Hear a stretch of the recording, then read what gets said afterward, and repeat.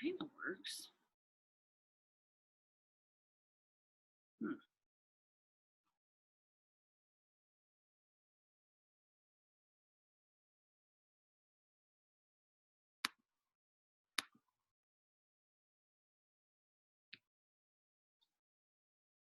Is it the light?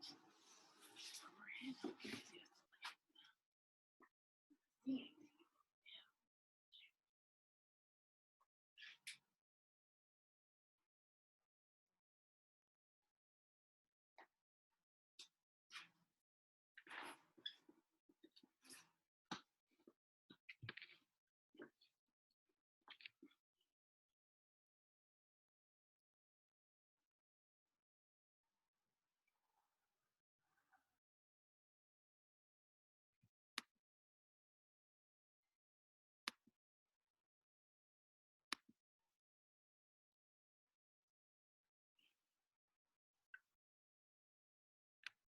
I got an idea.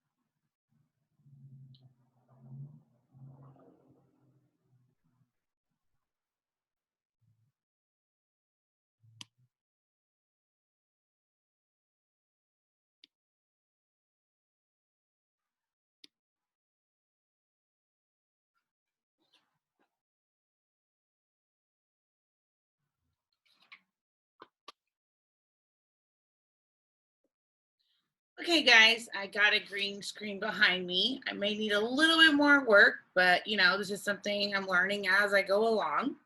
So this is actually a picture of the globe. That's where Shakespeare's work was actually performed. And so I just wanted to have something behind me that wasn't my garage. Anyway, so again, still working with the green screen. Getting there. So maybe next week it'll be even a little bit better. So I'm going to read to you another part of Macbeth now, part 2. So last week I asked you 2 questions. What was the setting? So the setting of Macbeth was Scotland. Now, the other item I asked you for was name 4 characters. You could have named Macbeth, Duncan, Banquo, and let's see who else they mentioned. Oh, and I would also take the 3 witches. So those would have been 4 characters.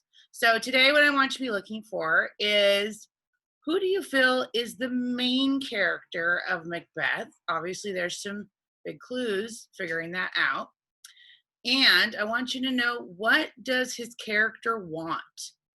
It actually was mentioned last week, but the more I read, you should still be able to figure out what his character wants. So when you write any sort of story, the main characters particularly have to have something they want. You need to know what that is to help you write something that is worth reading. Okay, so let's go ahead and continue on with Shakespeare's, hard to see, Macbeth. And here we go. I should be a little slower this time. Here is the picture. You can see it. I don't know how well it's going to turn out, but that's the picture. It's not that great. Again, still working the kinks out, but I will get there. At this news, Macbeth's heart began to beat faster still. So let's see what news that was. So I'm going to start at the end of what I did yesterday. The messengers replied that the Thane of Cawdor had been captured, and because of his treachery had been stripped of his title. Now he was under sentence of death, and Duncan had given his title to Macbeth, just as the witches had prophesied. So at this news, Macbeth's heart began to beat faster still. If the witches could see into the future like this, they knew that he had already been created Thane of Cawdor. Might not their other prophecy also come true? Would that one day he would come to be king? At this thought, he found it hard to control his excitement. Surely the witches and the supernatural powers that guided them were working on his side. When at last they came to Duncan, the old king greeted them lovingly and shed tears of gratitude, for they had saved him and his kingdom by their bravery. He clasped them both to his heart and told Macbeth that he would come that very evening to stay at Glamis Castle, to honor him and show how highly he prized him. His sons Malcolm and Donalbain would come along as well, with the other thanes and members of the court, and they would hold a great feast to celebrate the victory. And of course, Banquo must be there too, for he had fought almost as bravely as Macbeth. So Macbeth hurried home to break the news to his wife and to get the castle ready for the king's visit, to prepare a room for him and the 2 guards who always slept beside his bedroom door, and to make ready the food and the wine for the feast.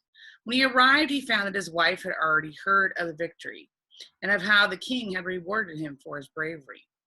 When then she heard that Duncan was coming to stay with him, she could hardly contain herself, for she realized that this was the chance she had been secretly dreaming of, the chance to kill him, and so make way for her and her husband to become king and queen.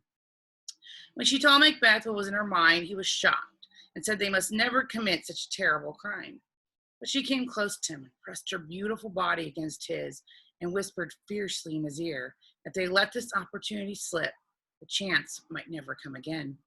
Macbeth said, yes, but what if we fail? She told him not to talk of failing. They both screwed their courage up tightly enough they could not possibly fail. So at last, Macbeth agreed. They would drug the king's guards and wait till he was fast asleep. Then Macbeth would steal quietly into the bedroom and murder him.